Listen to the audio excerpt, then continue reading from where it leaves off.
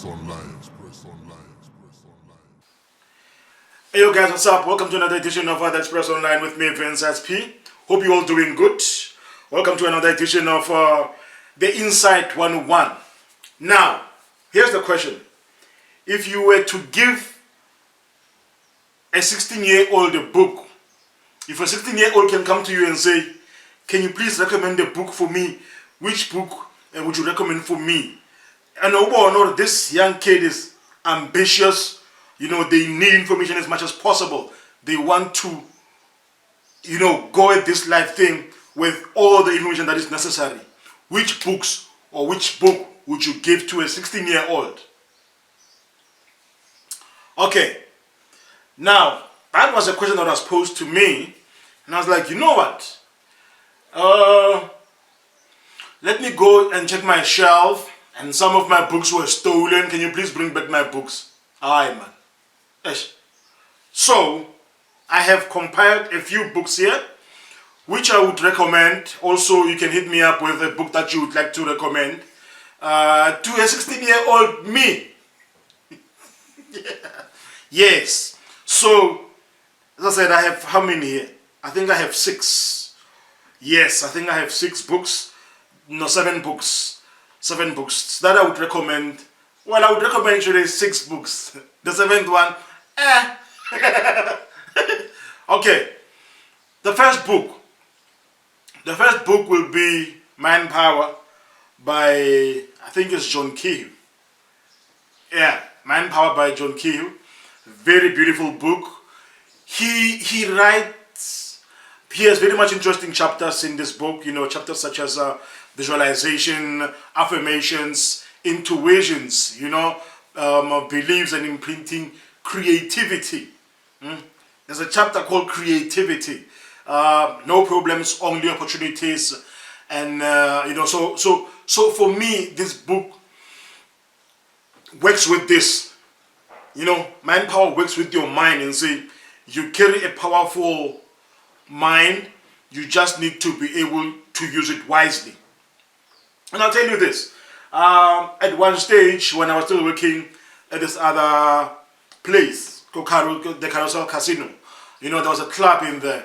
And I said, one day I would like to work in there. That, this is just me, just saying, one day I would like to work in there. And I did work in there for one day.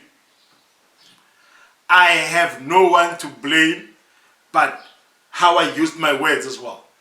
So I worked in there for one day. Now I had to change my wiring. Now I have to say someday, right? So this book teaches all these minor things that we take for granted about, our thoughts and what we say. This book attacks that. It's called Manpower by John Kehoe. Second book that I would like to recommend to a 16-year-old, even a 20-year-old or whatsoever, is a book by Moki Makura. Surely there's 2 versions of this book. The book is called The South Africa's Greatest Entrepreneurs. Sure. Big books, like this big. Now, one thing about books is that if you are to get a book and you read it and then you get bored or you fall asleep, it's not captivating. A book doesn't matter how big it is, but as long as it's captivating, you will just go through the book like knife through butter. Hot knife if the book is not captivating. If it's not, so this book, South Africa's Greatest Entrepreneurs by Moki Makura, there's 2 versions. The first version, it has, what I like about this book is that she interviews entrepreneurs who started major companies. These big companies. Vodacom, for example. There's a chapter there that talks about Alan Not Craig. The one who started Vodacom from scratch until where it is. And why he had to put Vodacom right in between Pretoria and Johannesburg. Brilliant stories about the likes of Herman Mashaba, how he started Black Like Me. Back then in the in the 80s, how they did that, right? The Richard Maponya of this world, the Raymond Ackerman, how he put together, what is it, Checkers, ShopRite, somewhere there. So this book talks about that. Pam Golding's of Pam Golding Properties. This book talks about all of these greatest entrepreneurs who put together these big companies. How Nando's began. All these guys who start these big companies. This book talks about that. South Africa's greatest entrepreneurs. It's a must read. Definitely it's a must read. Third book, Xenophobia, a Missed Opportunity, by a guy called James Makhubela. Now, this is an explosive of a book. It has chapters like, can the concerns of locals be ignored? The dangers of putting a crime on nationality, how to destroy a black person, and 10 things you can learn from the foreigners. Also, it has chapters like the false picture of Africa and the new breed of Africans.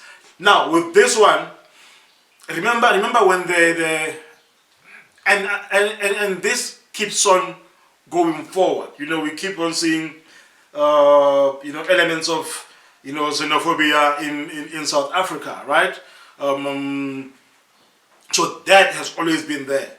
But then are there things that we can learn because of his now saying a missed opportunity? Can we learn a few things from guys who come to South Africa to come and do businesses? I mean, now we have Pakistanis and Somalis who are in South Africa and they are running businesses. Why are we not doing it like them? Right? How are they excelling with it while we are failing with it? What is happening? Are they going to school for these things? No. We are going to school for these things. We still fail. I'm not saying school is to be blamed, don't get me wrong, but then we need to learn from these people. That is what the book is saying, actually, a missed opportunity. Because imagine now if we were to interchange, you sit down with my friend and then you have a good conversation about business. How do you guys get it right? Why is South Africans failing in business and all of these things? Why are we failing, and then how come are you guys getting it right? You need to read this one. Xenophobia, a Missed Opportunity. Now, another book that I would suggest to a 16-year-old, I jumped one, it's fine, I'll get back into it. Another book that I will recommend is a book by Victor Khumbuya-Tswana. He has a book called Africa is Open for Business. Sure. Yo. So, he's talking about 3 things.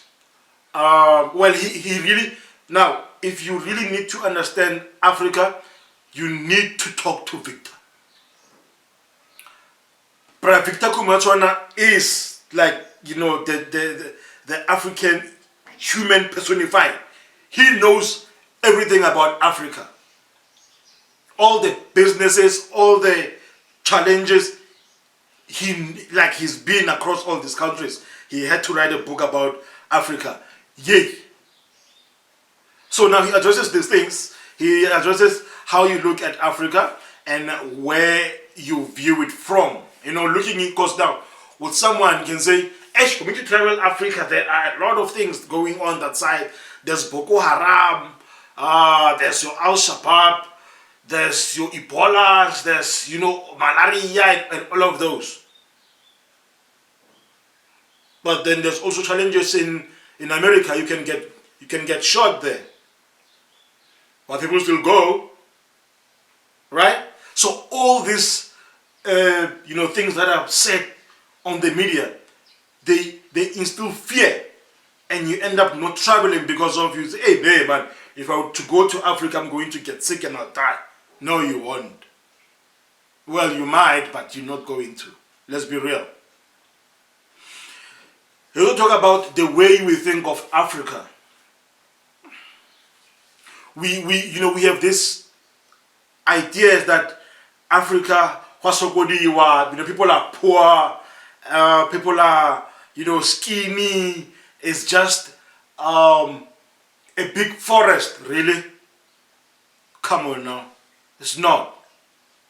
Also, South Africans, we need to travel through Africa, guys. Yeah, I'm going for a vacation. Where? I'm going to Perth.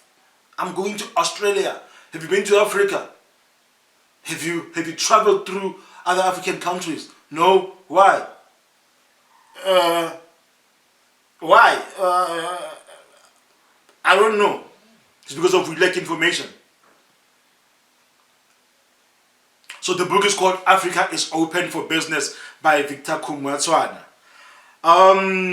Okay, let me get back to what I've jumped. I didn't jump it. Let me get back into it. Now, there's another book. There's actually this book. The Startup Revolution, Fit In or Stand Out by Dr. Rosh Mamawolo.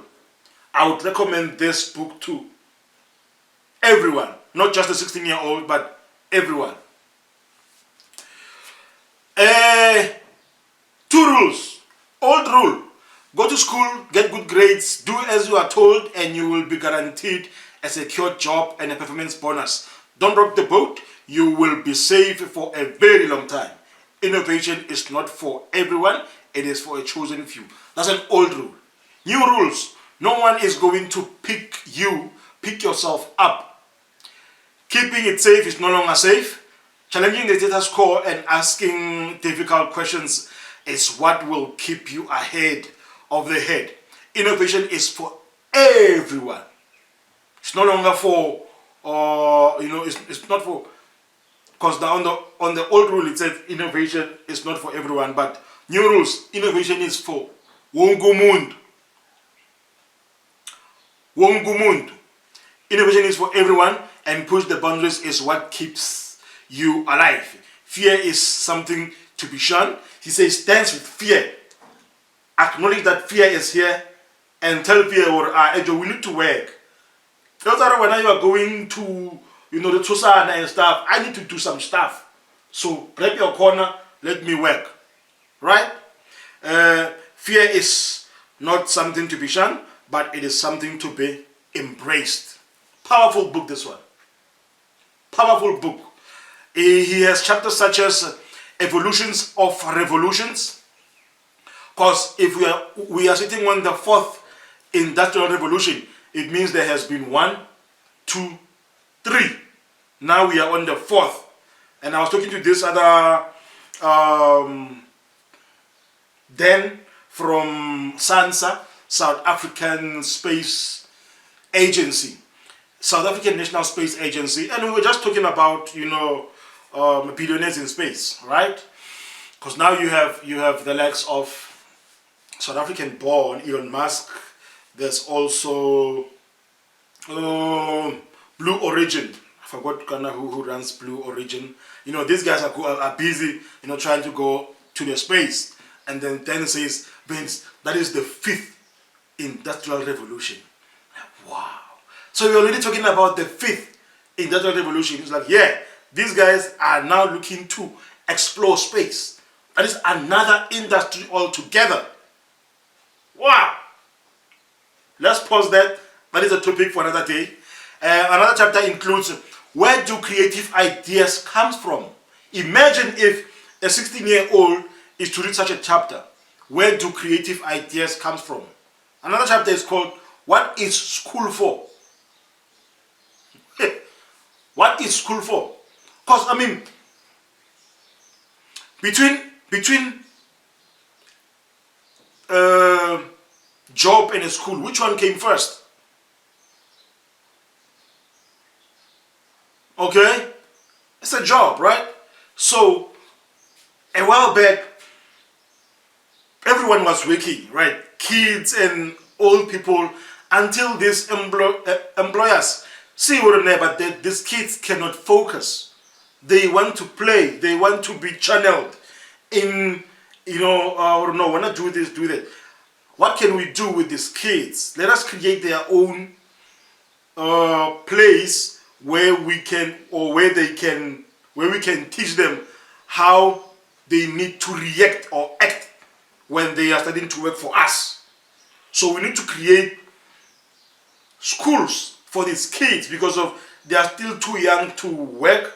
They want to play. They want to, to be taught how to do things. So we create schools, and after we channel them out, this one will do economics, this one will do physics, this one will do 1, 2, 3. Then when they are done, they will come and work for us.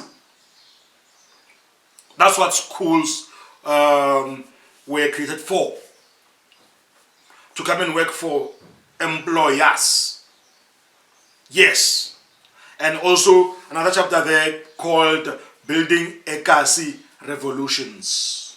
That is the book by Rosh Mamabolo, The Startup Revolution, Fit In or Stand Out. Now, another book that I would recommend to everyone is a book by, let me jump this one actually. Yeah, no. Let me do this one. Now, another book that I will recommend is a book by Klaus Schwab. I think I got that right. If I didn't, hey, apologies, bruh. The book is called The Fourth Industrial Revolution. Why would I recommend this book? It talks about the future. The same when Roche gave us this book back in 2015, this book was talking about what is happening today. So the same book by Klaus Schwab, it talks about today going forward. The chapters that you're going to find in this book include chapters like the IoT, the Internet of Things, the connected home, smart cities, driverless cars, AI, which is artificial intelligence, robotics and services, Bitcoin and the blockchain, and also 3D printing and manufacturing. So these are things that will be rife on the news everywhere. I mean, already Bitcoin is already, causing a whole lot of attention in the, financial sector, right? Driverless cars are now emerging in Africa. Internet of Things, not yet in suburbs and cities, the connected homes is but it's like 5G plus to 6G, somewhere there, where everything in the house is just connected. Curtains are connected, doors, zincs, pumps, everything is they are just connected. The TV, everything is just connected inside the house. That's where this technology is going. You don't even have to touch, like, Bona, from at the gate, everything just opens itself up. Without you taking a key and putting it on the door and doing whatsoever. Everything is just connected. That's the book. It's called the Fourth Industrial Revolution by Klaus Schwab. Yes. The last book